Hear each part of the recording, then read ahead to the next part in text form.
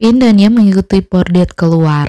Begitu mereka sudah cukup jauh, Pordet langsung menanyai mereka, kenapa sebenarnya Kade sedih?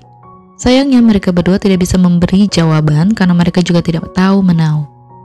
Di dalam kamar, Kade sudah cukup tenang walaupun dia masih sedih. Tiba-tiba dia teringat kenangan indahnya bersama Rengrit.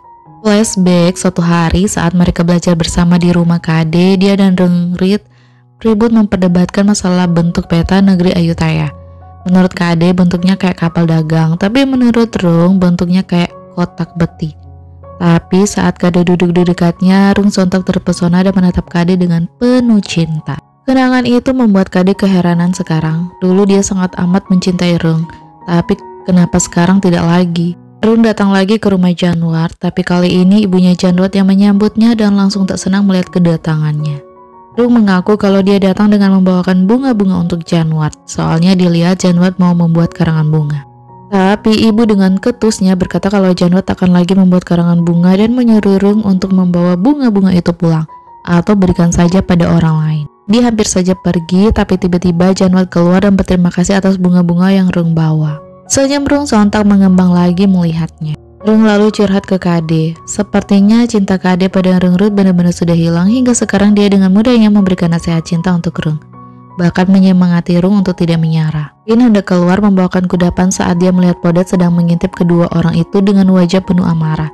Bahkan dia langsung menyuruh Pin untuk memanggil Kade sekarang juga. Kade akhirnya masuk tak lama kemudian dan langsung geli melihat tampang Pordet. Dengan sengaja dia mengajukan Pordet, tapi Pordet langsung memanggilnya lalu memaksa Kade untuk duduk di hadapannya.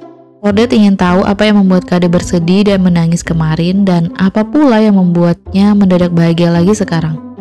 Kade menolak menjawab, dia kan tidak harus memberitahukan segalanya pada Pordet. Pordet menegaskan bahwa istri adalah milik suami. Kade akan menjadi istrinya, jadi Kade harus mendengarkannya dan melakukan apapun perintahnya. Bahkan semua harta benda dan asetnya Kade akan menjadi milik Pordet. Dan kalau Kade bersalah atas apapun, Pordet bisa menghukum dan memukul Kade sesuka hatinya. Aku bahkan bisa menjualmu jika kau punya selingkuhan. Kade tak mau mengalah begitu saja dan tanya bagaimana kalau suami yang berselingkuh. Tapi tepat saat dia mengutarakan pertanyaan itu, ayah baru datang dan langsung marah mendengar pertanyaan lancang Kade itu. Asal Kade tahu saja, tidak ada pria di Ayutthaya yang dituduh melakukan perselingkuhan, kecuali dia berhubungan dengan wanita yang sudah menikah. Sebagai wanita modern, Kade jelas tidak sependapat dong, biarpun wanitanya belum bersuami, tetap saja itu namanya perselingkuhan karena si suami mengkhianati istrinya dan punya wanita lain. Hanya karena pria yang membuat hukum itu, makanya tidak disebut sebagai perselingkuhan. Cukup, bentak ayah.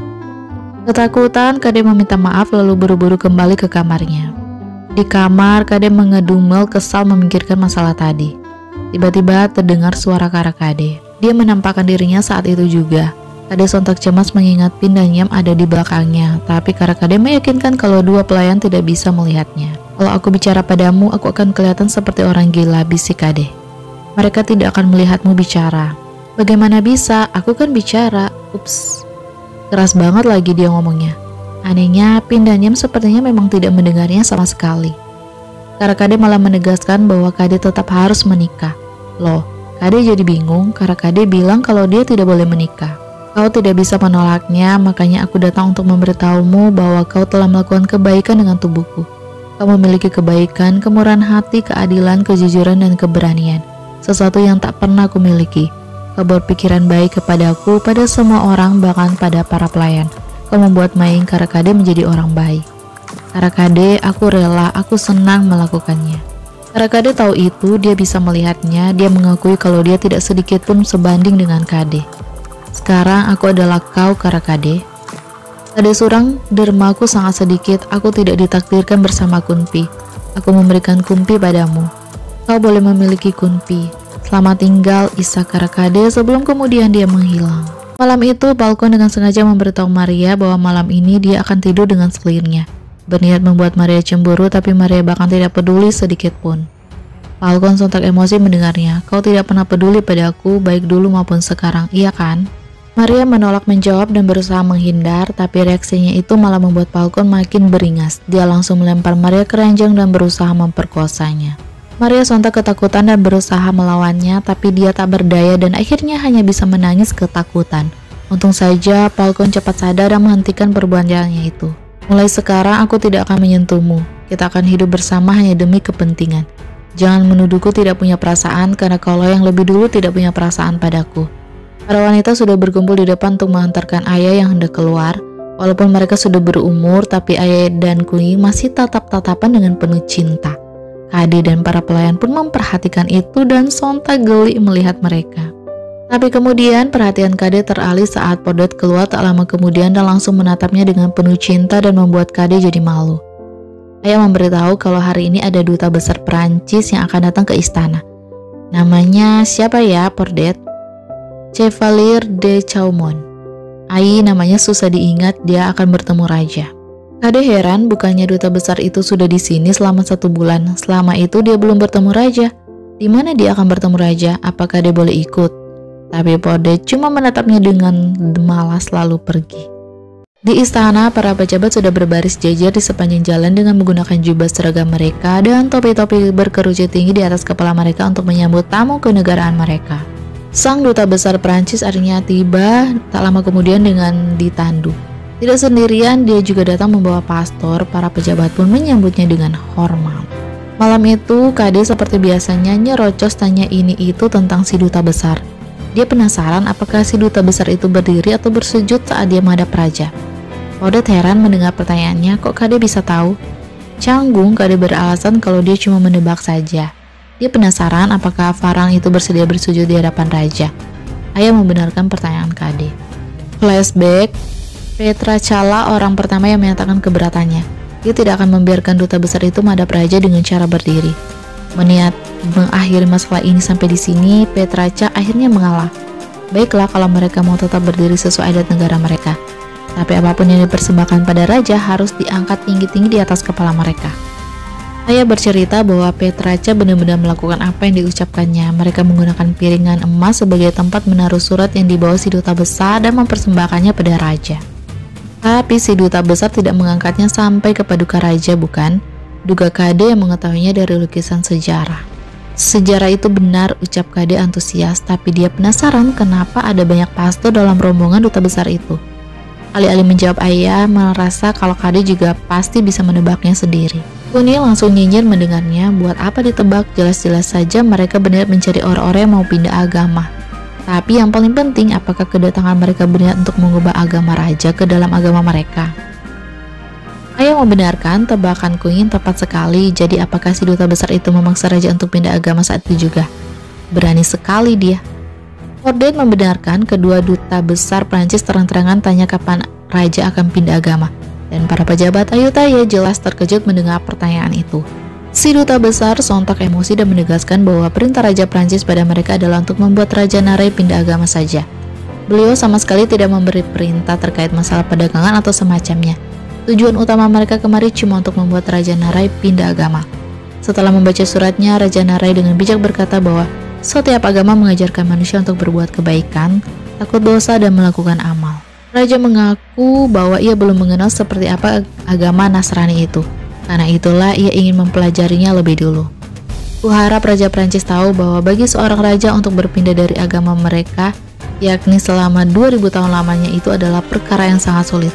Tapi bukan berarti itu mustahil. Itu jawaban yang diplomatis dan bisa diterima oleh semua pihak.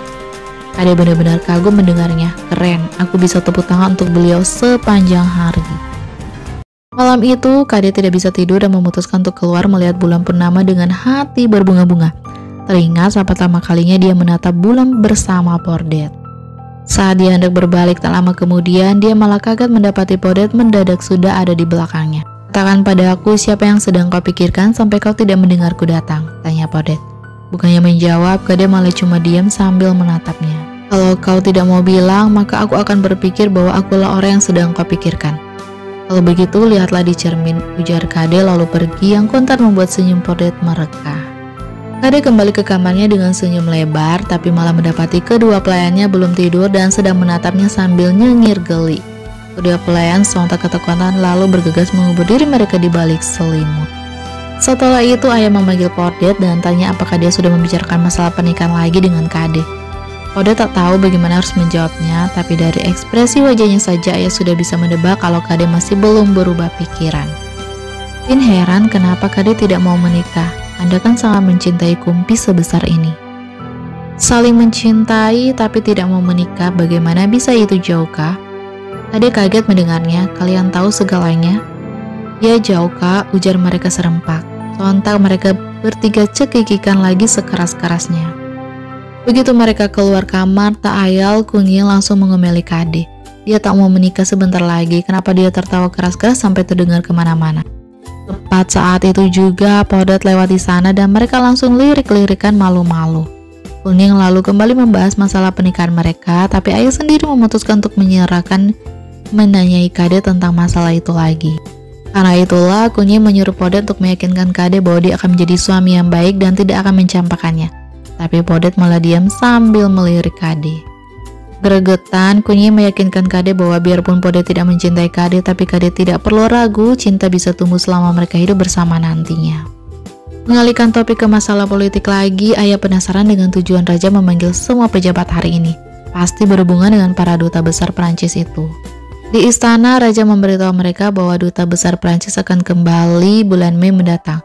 Karena itulah raja berniat untuk balas mengirimkan tim duta besar Ayutthaya ke Prancis bersama dengan kepulangan duta besar Prancis kembali ke negaranya. Ia menyuruh Falcon untuk mengurus masalah itu sebelum duta besar Prancis kembali ke negaranya dan menyuruh ayah Podot untuk mencari hari baik untuk berlayar. Kade antusias tanya hari ini Kunyil mau mengajarinya tentang apa. Kunyil pun menyuruh Prik untuk menyalakan kompor di dapur dan mengajari Kade memasak makanan yang disukai Podot. Prik langsung nyinyir, Podot kan menyukai mo sarong, bola-bola daging babi bungkus mie. Bagaimana bisa dia mengajari Kade? Muka kayak Kade tidak akan bisa memasaknya. Kau belum mengajarinya tapi sudah banyak mengeluh. Aku bosan padamu, pergi sana. Kalau kau tidak mau mengajarinya, maka aku sendiri akan mengajarinya. Apa itu maumu? Omel Kunyil. Tak lama kemudian Kade mulai memotong-motong dagingnya. Kunyil lalu memerintahkannya untuk mencincang dagingnya, tapi Prik langsung nyinyir menuduh Kade tidak bisa mencincang. Kesal, Kade sontak mencincang daging itu sekuat tenaga sampai Prik shock sendiri melihat keganasannya. Dan Kade dengan santainya melempar senyum manis bin sinis ke Prik. Setelah daging dicincang, sekarang saatnya meramu bumbu. Kade sontak menumbuk bumbu itu dengan semangat 45 sampai Prik hampir jantungan dibuatnya. Tapi Kunyil tiba-tiba menggenggam tangan Kade dan menuntunnya untuk menumbuk lebih pelan. Kunyil benar-benar ramah padanya. Dia menjawab pertanyaan Kade dan menjelaskan segalanya dengan sabar. Setelah semua bumbu tercampur rata, Kunyil mengajarinya untuk membulat-bulatkan dagingnya lalu membungkusnya dengan mie. Kade benar-benar berterima kasih atas ajaran Kunyil padanya. Bibi yang paling baik, paling cantik juga tidak seperti seseorang, lirik Prik, yang sangat amat cantik bahkan saat tua pun masih cantik. Cih.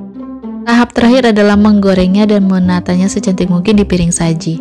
Kunyil tampak puas melihat hasilnya, rasanya pun enak, Kade pun senang. Begitu para pria tiba di rumah, Kade langsung menyajikan mo sarong buatannya. Tapi para pria itu malah cuma membolak-balik makanan itu dengan keheranan. Kade bingung apa mereka tidak percaya kalau dia membuatnya sendiri. Percaya, ujar para pria barengan kecuali Podot. Tapi Kumpi tidak percaya. Karena apa kau pikir aku tidak mempercayaimu? Karena kau tidak mengucap sepatah kata. Bukan berarti aku tidak percaya padamu. Takut dok pikul jatuh. Apa itu dok pikul? Loh, masa Podot tidak tahu pikul tong, kuil pikul tong yang terkenal memiliki patung Buddha berdiri yang Kade maksud adalah bahwa jika Podot berbohong maka patung Buddha akan jatuh. Aku tahu bunga pikul, tapi kalau pikul tong aku tidak tahu. Akan kuberitahu kau nanti. Lu benar-benar kagum pada Kage, selalu saja ada sesuatu hal yang mengagumkan dari diri Kage. Padahal Podot pernah bilang kalau Kade itu tidak bisa apa-apa. Oh, dia hebat dalam beberapa hal, ujar Podot. Kade hampir saja senang, tapi kemudian Podot berkata, tapi semuanya omong kosong seperti pikul tong itu. Kade langsung manyung mendengarnya, tapi saat para pria itu memuji masakannya, hatinya langsung berubah bahagia. Di kamarnya, Kade menulis di buku jurnalnya bahwa segala hal yang terjadi di sini sama persis dengan apa yang tertulis dalam sejarah, bahwa Kunban atau Orkya Visuj Sunton akan menjadi duta besar, Ork Luang Karaya Maitri akan menjadi diplomatnya, dan Ork Kunsri Sanca atau Podot akan menjadi menterinya. Dia begitu tenggelam dalam pikirannya hingga dia tidak menyadari Kade sebenarnya muncul di sana. Senyum tipis tersungking di bibirnya. Tampak benar-benar sudah merelakan segalanya sebelum kemudian dia menghilang kembali.